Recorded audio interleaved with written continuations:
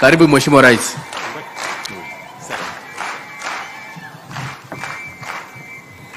Haya, asanteni sana, tafadhali tunaweza keti chini. Thank you very much.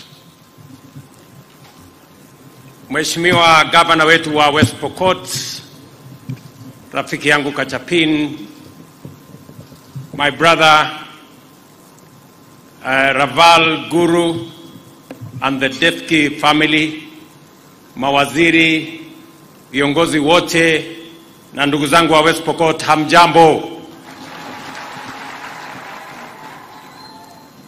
Subai kokwo, subai nabo, takwenya yotin. Bwana Yesu asifiwe. Hebu mnisalimie hivi hewani nione watu wa West Pokot. Hey! Naona kweli mko na maneno mmekuja. Kwanza mimi nataka nimshukuru Mungu kwa kutupatia nafasi hii tufike county yetu ya West Pokot kwa mara nyingine tena. Na mtanipatia nafasi kidogo kwa sababu tuko na viongozi wengi. Tuko na watu wengi, marafiki wametoka sehemu mbalimbali. Marafiki wa ndugu yetu Bwana Guru na kampuni yake. Mumesikia ako na marafiki wengi ambao wamemsaidia kutoka IFC, banks zetu za Kenya, na marafiki wengine wengi ambao wameungana na sisi leo katika kusherehekea kiwanda hii ambayo tumengojea. Vile watu wa West Pokot wamesema, kiwanda hii imezungumziwa miaka nyingi, lakini leo kwa mapenzi ya Mungu tumekuja kuifungua rasmi, na sasa itazalisha mali na kuajiri vijana wa West Pokot. And therefore this is a very special day in many important ways to different stakeholders. To the Defki group, we are here to make another milestone in their ambitious expansion of their industrial footprint in the Republic of Kenya. To the people of West Pokot, this is a moment to witness the enormous resource potential of this county and its economic benefits to the local community and to our nation, Kenya. To the people of Kenya at large, we take a monumental step in our industrialization journey by aligning investment and productivity with our quest for self-reliance in respect of strategic goods. The role of the Defki group in this journey is commendable. Two of their investments, National Cement and now Semtech, produce 6 million tons of clinker annually, which is equivalent to our national demand as a nation. The opening of this plant takes our clinker production beyond this demand to 11 million tons annually, an excess of 5 million tons. The group's achievement is admirable. Over the past 5 years, it has invested, as Mr. Guru himself said, $1 billion. That is close to 150 billion shillings in our economy, in our country, both in the steel and cement manufacturing. And I want to congratulate my brother Guru for having the confidence in our country. It takes courage, it takes commitment, it takes belief for one to invest 150 billion Kenya shillings, even if it is counted in whatever currency. $1 billion is big money in terms of investment. It doesn't matter the currency you use to count. Additionally, it now employs 11,000 Kenyans directly and more than 40,000 Kenyans indirectly. In this plant alone, over the last 4 years, 5,000 people have been working in this plant. going forward, 2,500 people will be working here every day. And that does not include the transporters and all the other people that will benefit from this ecosystem. The business, the entrepreneurs that will be developed by this factory will contribute immensely to what Kenya of the future and West Pokot of tomorrow will look like. West Pokot County is about to experience an economic resurgence through incomes and various sources associated with the factory, including wages, consumption, and increased revenues.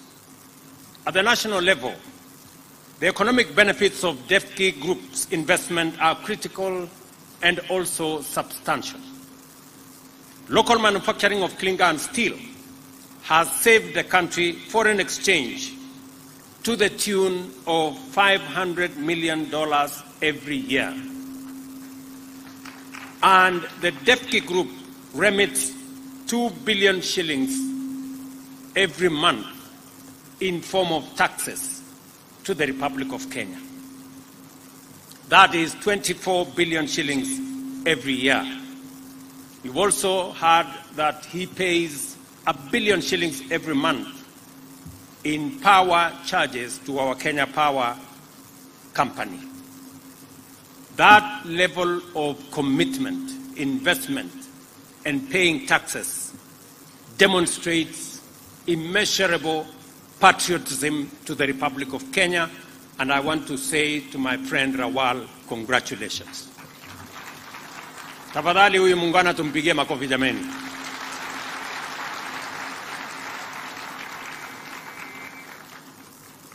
Huyu guru ni rafiki yangu, lakini anaamini kwenye taifa la Kenya.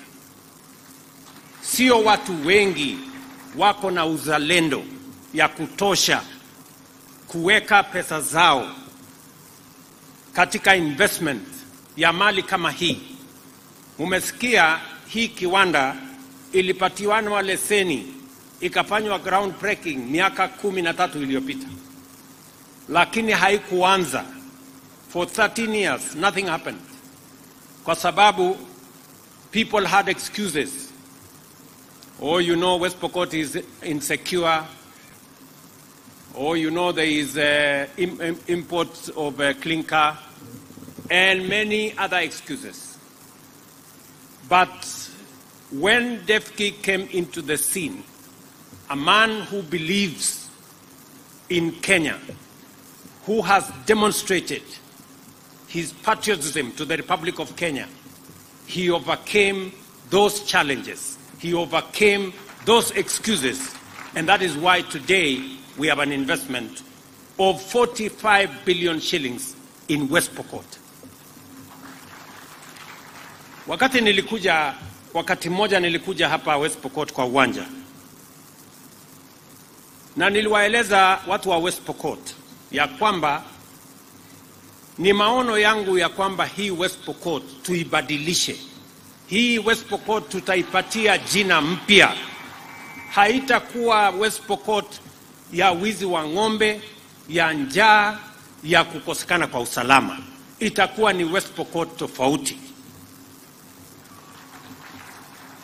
Munajua ile kazi tumefanya hapa West Pokot.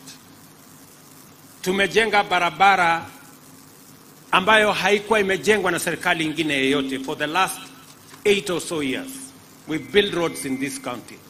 Mumesikia ile mpango tuko naye kwa zile barabara ambazo zimesalia. Barabara kutoka kule maili 9 kule Leseru all the way mpaka Murpus hapa. Tumepatiana hiyo kandarasi, tumepata pesa kutoka Africa Development Bank, na katika hiyo mpango tutajenga hiyo barabara. Yale mambo mengine mumeniuliza, kwa mfano tufanye dualing pale Makutano, tufanye dualing hapa Kamatira kutoka hapa chini,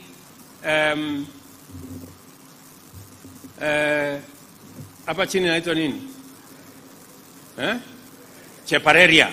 Kutoka Chepareria kupanda mpaka Kamatira tuweke dualing. Hapa tuweke dualing. Mumeniuliza maneno ya Ortum. Mimi naelewa sana kwamba Ortum ilikuwa ni hospitali ya muhimu sana dunia hii yote. Na mimi nataka niwahakikishie wakati tutajenga hiyo barabara, tutajenga hospitali mpya hapa Ortum. Na tutajenga hospitali ya kisasa kwa sababu katika ile budget ambayo tumetengeneza ya hiyo barabara kuna infrastructure ambayo tumebuild in ambayo ni ya muhimu. Tutaweka soko pale, tutaweka soko mahali tofauti tofauti. Kuna zile soko ambayo tayari tumeaward contracts. Tumeaward contract soko ya Sigor, tumeaward contract ya hapa Ortum, tumeaward contract ya Makutano, tumeaward contract ya Kajelipa kule Alale. Hizo tayari tuko na milioni 200 ya kujenga hizo soko. Lakini wakati tutajenga hii barabara pia tutahakikisha kwamba sehemu ambayo inahitaji soko tutaweka soko. Sehemu ambayo inahitaji other public utilities tutahakikisha kwamba vile tumeweka hiyo program, tumeweka karibu bilioni 3 ya kuhakikisha kwamba we build auxiliary public interest facilities to support communities along this corridor. Hiyo ndio kazi ambayo tutafanya. Na wakati nilikuja pale kwa stadium, hawa viongozi wanakumbuka, nilikuja pale na nilikuwa nimealikwa na dada yetu Tekla Lorupe. Na tulikuwa tumekuja pale kusema hii West Pokot lazima ikome kuwa ni county ya watu ambao wanaiba ng'ombe. Some of the leaders kwa sababu ya kuogopa wakatoroka siku hiyo. Nikakuwa pale peke yangu. Lakini I made a commitment to you that we are going to change this West Pokot. And if you didn't believe me then, you better start to believe me now. We are going to change West Pokot. Na hii sio factory peke yake ambayo tunajenga. Kuna factories zingine ambazo zinakuja. Hii West Pokot ni county ya mining. Na vile mnajua tayari tumepatiana kandarasi ya factory ya mining ya Flospa. Tumepata mwegezaji ataweka pale bilioni 4.5. Pata mwegezaji mwingine ambaye atatupatia mambo ya gold, ile Guru alisema. Kakamega kwa huyu ndugu yangu mheshimiwa Shinali. Pale tuko na bilioni 5.8 kujenga gold refinery pale Kakamega. Vile vile tunajenga kiwanda ingine kule Vihiga ya granite. Tumepata mwegezaji ya shilingi bilioni 2.5. Na ni kwa sababu tumekubaliana kama taifa ya kwamba lazima tupange vile tutazalisha mali ili tuondoe umaskini. Na njia moja ya kuondoa umaskini, kuzalisha mali na kupanga ajira ya vijana wetu ni kazi hii ya viwanda. Na mbali na kuweka hiyo mpango, waziri wangu wa mambo ya industry pia tumekubaliana na yeye, tunajenga special economic zones zingine 6 Kenya, kwa sababu we want to create ecosystems and avenues for us to target the export market. Mumesikia vile Guru amesema hapa, 80% ya hii klinka ambaye atatoa hapa, kiasi kikubwa itauzwa kwenye nchi jirani. Tutapata pesa ya kigeni because of the steps we took as a country. Many people complained about the finance bill last year. As my chairman for Finance Committee, Mr. Kimani Kuria here, MP for Molo, has told you, this was what it was informing the finance bill. We want Kenya to move away from being a supermarket for other countries to being a manufacturer of our own goods and exporting to other countries goods that can be manufactured in Kenya. That is why we made a commitment, and I am firm and determined to make sure that we grow our manufacturing in Kenya. For the last almost 6 years, manufacturing in Kenya has come down from 9% of GDP to 7.2%. Our plan is to take it to 20% of GDP, and it will not go there through miracles, it will go there through investments like what Guru and others are doing in Kenya. Ladies and gentlemen, there is absolutely no justification for us to import clinker when we have manufacturing capacity, when we have the raw material. There is nothing that we are going to import to make this clinker here. And if there is any import, it is less than 10%. So this is clinker manufactured in Kenya. I hear some people tell me sometime, Mr. President, you know, goods manufactured in Kenya are not very high quality. And I tell them, it is better we drive a Datsun made in Kenya than a Rolls-Royce made elsewhere. That's what it is. And slowly, we are going to make our own Mercedes. Pole pole, hii yetu hii tutaifanya mpaka itakuwa. Si namna hiyo? So, we must believe in ourselves. I want to tell the people, my countrymen and women, we must believe in ourselves. We must believe in our country. We must be patriotic. We must work for Kenya. We cannot continue to be slaves of other people merely because we do not want to take the hard decisions and invest in our own country. You have heard what this factory is doing.